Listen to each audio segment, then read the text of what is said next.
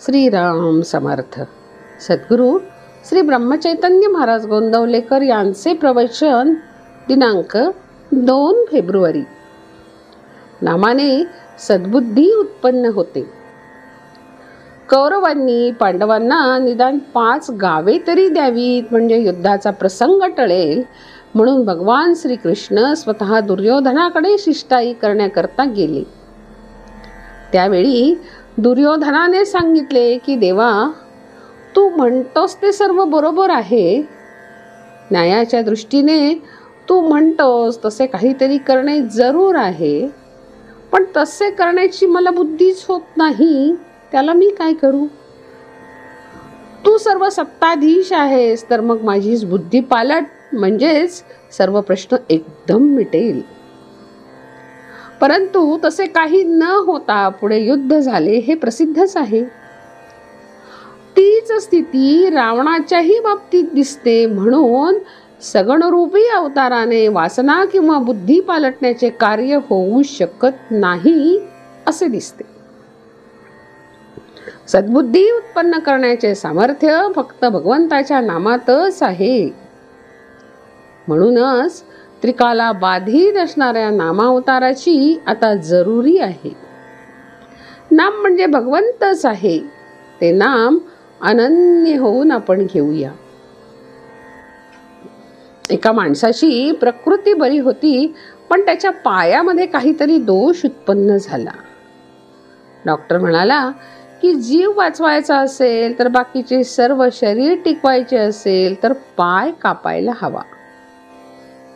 आता नुसता प्राण आहे, पण हात हलत नाही, पाय हलत नाही, डोळ्यांनी दिसत नाही, कानांनी ऐकू येत नाही, पण प्राण आहे तर उपयोग नाही. या उलट बाकी सगळे आहे, पण प्राण नाही तरीही उपयोग नाही. प्राण आहे, पण बाकीच्या गोष्टीपैकी एखादी नसली तर चालू शकेल. समजा कानाने ऐकू येत नाही, नाही तर नाही, कुठे बिघडले?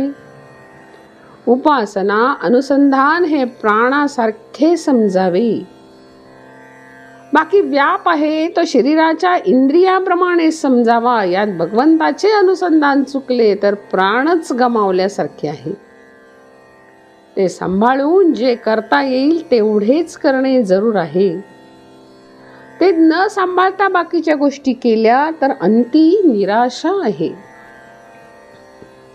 आमच्या मनासारख्या गोष्टी होत नाहीत म्हणून आम्ही दुःखी आहोत असे म्हणण्यापेक्षा ती गोष्ट आमच्या मनात आहे हेच दुःखाचे मूळ आहे.